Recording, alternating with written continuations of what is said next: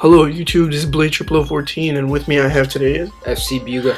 And today we'll be talking about Xbox One and PS4 and what we've heard at E3 and other various sources. Right now you're watching StarCraft 2 multiplayer. It's an unranked match. I'm playing. I haven't played for a while. It used to be a Diamond League, but I haven't played for a while and my teammates aren't so very good. So some hilarity will ensue, right? Yeah, it's not the best gameplay, but it's really unrelated to the topic we're talking about, and which is the next generation of consoles, which doesn't also include the Wii U and the PC. We don't leave those out, but yesterday was basically the big day for PS4 and for Xbox One. So FCBUGA, what stood out for you for PS4? Well, I'm definitely going to get the PS4. I don't know. I don't think I'm going to get the Xbox One. But what stood out? PS4. What stood out was mainly the, number one was the price. Being $400, I think that's a pretty good price range. I mean, some people predicted that it would be $350, but $400 I think is pretty good compared to what the Xbox set it at. And then also on top of that, they allow us to play used games, which I think is a huge bonus. I think PlayStation might have had an advantage because their press conference was in the evening and Xbox or Microsoft was in the morning, so they had points to come at. Well, I don't so think I feel like everything Xbox messed up on or did, PS4 had an answer. They had an answer to that, but I think that was kind of coincidence. I don't think that they're going to change their entire E3 lineup. A little bit, because they made it exclusively explicitly clear that they are going to support used games. Well, yeah. Did you see that little 20-second video that's on YouTube? Yeah, you guys should check it out. We'll put a link. They show you. Yeah, we'll put a link in the description. But they show you how to share games with PS4. It's a very complicated process. Yeah, it is. So you guys should check it out.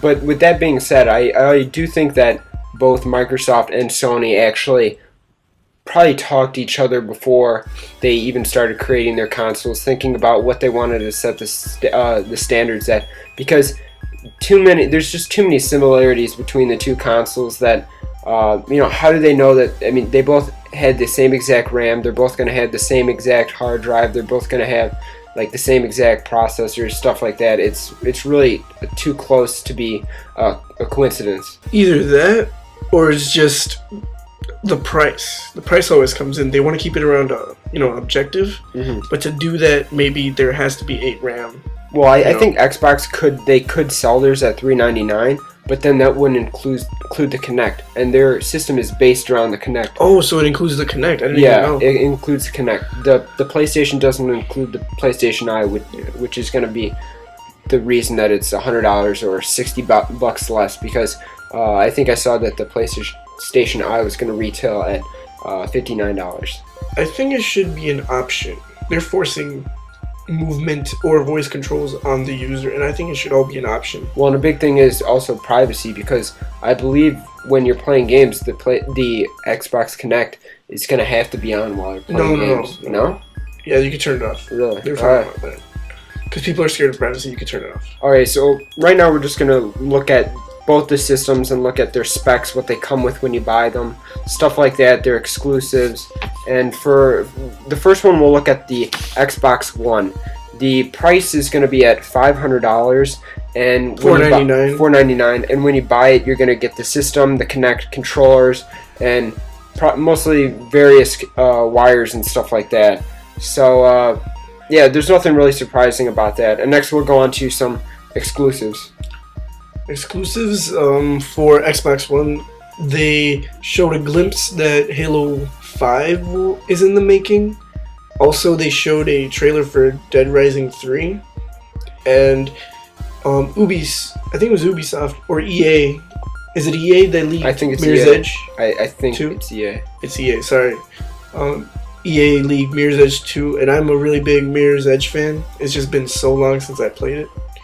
But And then to go along with their exclusives, they're going to, of course, have the Call of Duty DLC first, and You mentioned that they're going to have some Battlefield 4, I think, DLC first. Yeah, they said something about Battlefield 4 first on Xbox. I don't agree with this. Like, you know, they should compare the Xbox and PS shouldn't be paying the games to get the DLCs first or something. Yeah. You know?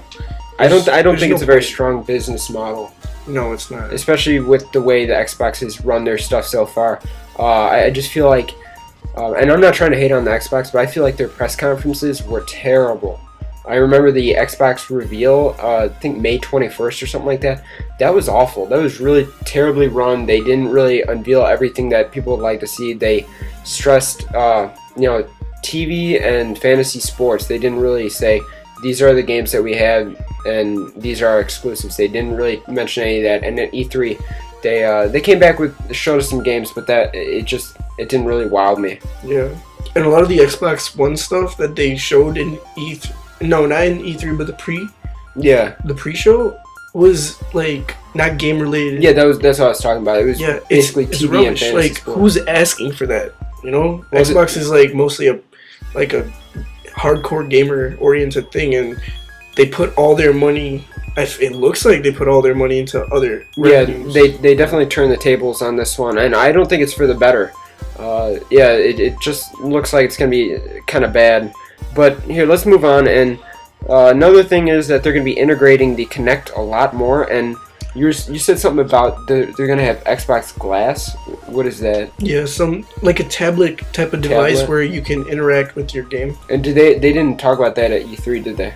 They didn't talk about it too much, but they showed it. They showed it, okay. And I think Watch Dogs, as well as I think a racing game. I think it was Forza. Oh yeah, Forza. Forza's gonna be. I think that's gonna be great. Yeah, I really like that series. Graphics and everything in this racing game is pretty good. There's actually a counterpart on the PS4. There's a couple. Yeah, there's Gran Turismo, but I think Forza's better. Just putting it out there, PlayStation Plus. I think they're something Drive Club. Yeah, Drive Club. It's gonna be free. Yeah, if you get PlayStation Plus. So now we're going to move on to the pros and cons of the Xbox One.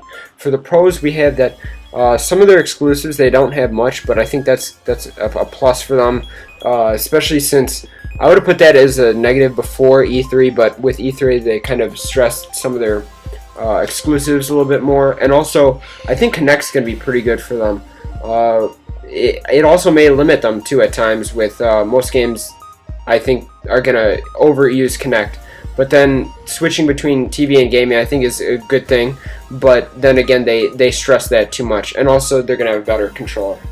Yeah, so the cons are the price. It's going to be about $500 plus Xbox Live, which is going to be $60 more, plus a game, $60 more. So to just play online, you're looking at $620. Yeah, it's going to be, not a drop in the bucket.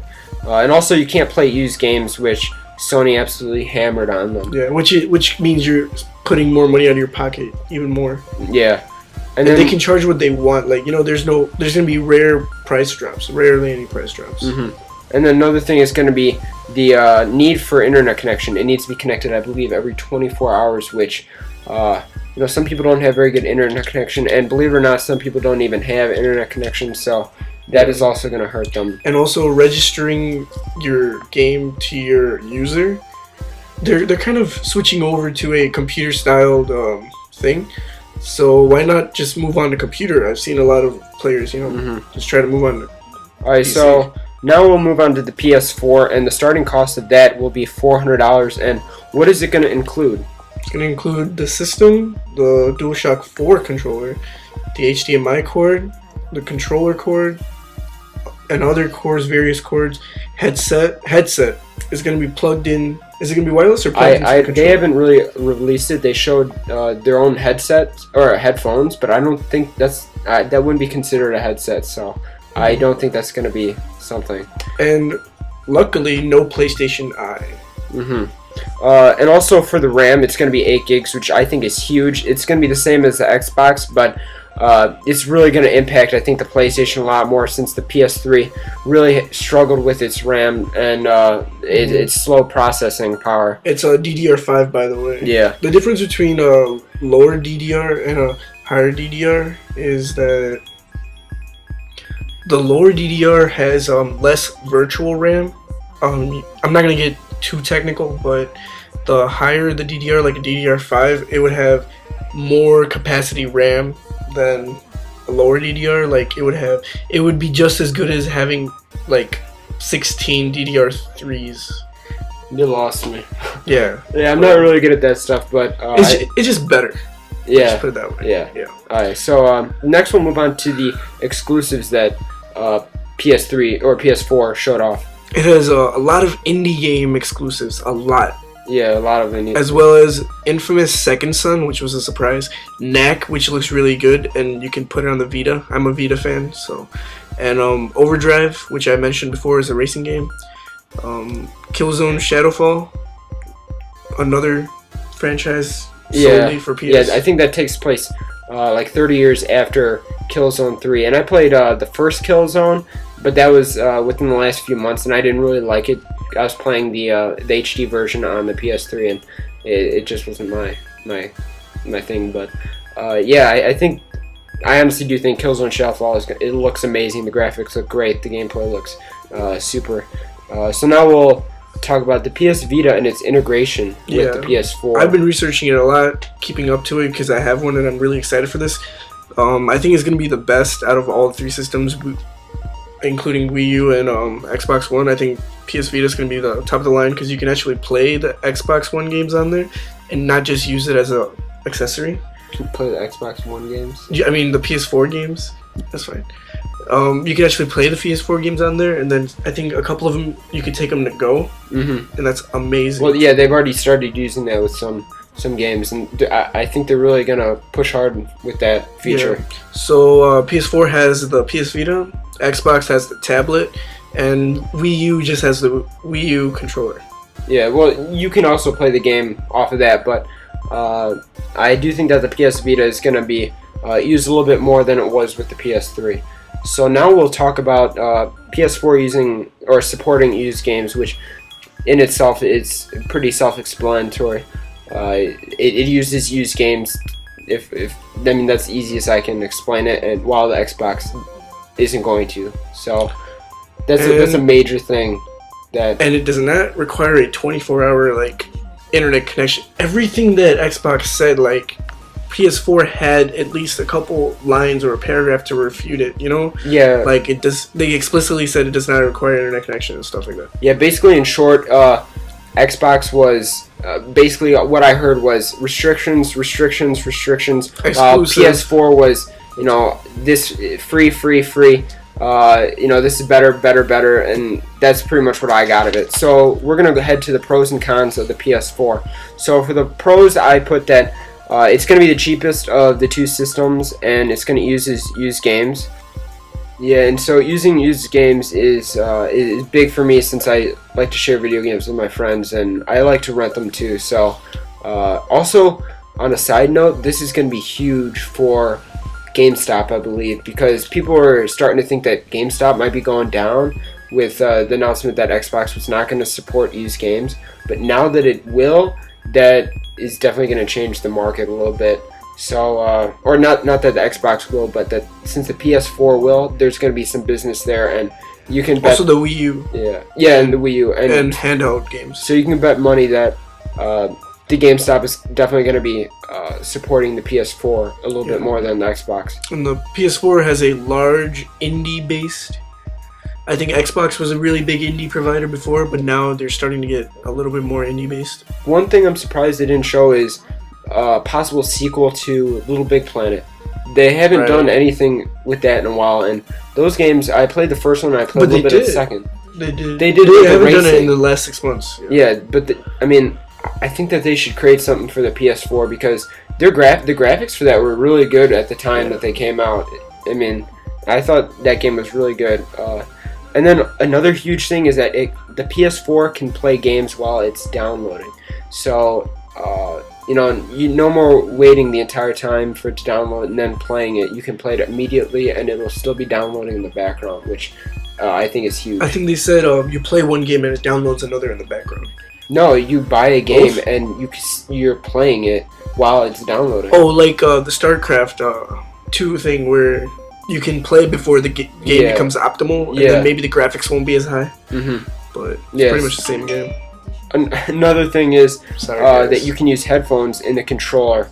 That's a small thing, I think, that I don't know how usable it really will be, but yeah, Xbox 360 has been doing it. Yeah, so I think that's a good thing that they jumped on the bandwagon for that. And also, you said something about the party feature also? Yeah, I'm pretty sure you can talk to other people in various games. You don't have to be playing the same game, and you can actually talk to them in a party. And also, they will definitely be changing the amount of friends that you can have online. Oh my god, just real quick, look at all those SCVs. I haven't played this game forever. Man. Alright, so now we're going to move on to the cons of the PS4. There is some. If you would want to Well, you have to pay for multiplayer, that's for one. So pretty much PlayStation Plus is almost mandatory. But you do get a free game every month. Yeah, so that's not as bad. And it's only $50, whereas Xbox Live, I think, would be $60. Yeah, but most of the games will probably be, like little cheap, $1 game probably. The only thing game-wise you're going to disagree with on PS4 is the Xbox exclusives aren't on PS4. Well, you can say the same thing about the PS4 exclusives. Yeah, so, if you have the money, get both. But I don't know if you're going to be satisfied with both, And also, most likely you cannot play games and listen to your music while gaming. Like, listening to music off your PS4.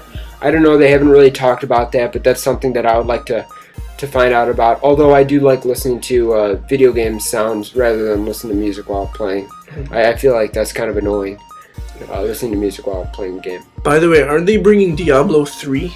Yes, they are, PS4? and they're gonna. And that's such a why though? Because Diablo's already blown up. Everyone who wants it has it, except for people who don't have gaming PCs. And didn't people kind of say it wasn't as good as they thought it was gonna be? It was pretty good. It was good. Okay. It was real good. I never got into that, but it was real good. I don't know why they did it this late.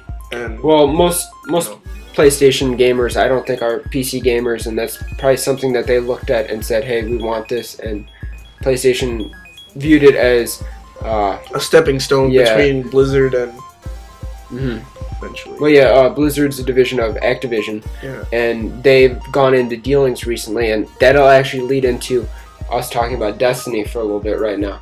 And I think that game is amazing. It's looking pretty good. Yeah. There's a lot of a co-op kind of thing where you have any of your friends drop in at any time. Yeah, to help you with the campaign, or just bug you. Yeah. Just come in, take your kills. Yeah. Like a 70 level, and you could be level 3 with your permission. You can come in and screw your game up. Well, my thoughts on the game is when I look at it, I think of it's a Halo on steroids type of game. It just looks incredible. It's Bungie and Activision. It's like they're competitors. Yeah, it's pretty much at least Call of Duty and Halo back in the day. Yeah, working together. It's kind of weird, but it feels like they're using more of a Halo engine, but then the characters look more realistic. Not really realistic, but I think they're using more of a Halo engine. Yeah, and from what I've heard, this is going to be like a 10-year-long game. So I don't know. I don't think it's going to be just that one game is going to go for 10 years, but I think that they're going to have a lot of DLC, a lot of maybe sequels and stuff planned. But from what I've heard, since Bungie, they are in a 10-year deal with Activision, and under that deal they have to create a certain amount of games, and I guess this is what they created. Alright, well, in conclusion, what do you think? I'm leaning towards the PS4. I always was. Yeah. I own all 3 systems. I started with the Wii, then traded it for an Xbox, and then traded it. No, I didn't trade it. I got a PS3. So right now I have all 3 systems. I think in the past generation, I think the Xbox One, it had a lot better of a multiplayer service. Everything, yeah. Yeah, it was. I think it was better. The PS4. There were a handful of exclusive on the PS3. I think this PS3 was more of the cinematic console. It was. It definitely stressed media a lot that time. Come on. But LA Noire, but it was an Xbox, but you had to have 3 discs or whatever. But Heavy Rain. Yeah, all this other stuff. But also, the big thing for why the PS3 was it had a slow start was probably the starting price. It started at $600, and I think that's really what hampered the system's growth in the long term. I got mine for 300 because I got it late. So yeah, I think I got mine was for fine 300 with or 350 and came with all that stuff. But I'm definitely leaning forward. The PS4, I had the PS2 and I had the PS3, so I'm gonna continue off with Sony. And anyways, whatever console you do decide to buy, just wait, because make sure the game you're buying it for is not already being released on Xbox 360 and PS3 along with the new consoles. And that will be all. Thanks for watching, and comment, rate, like, subscribe.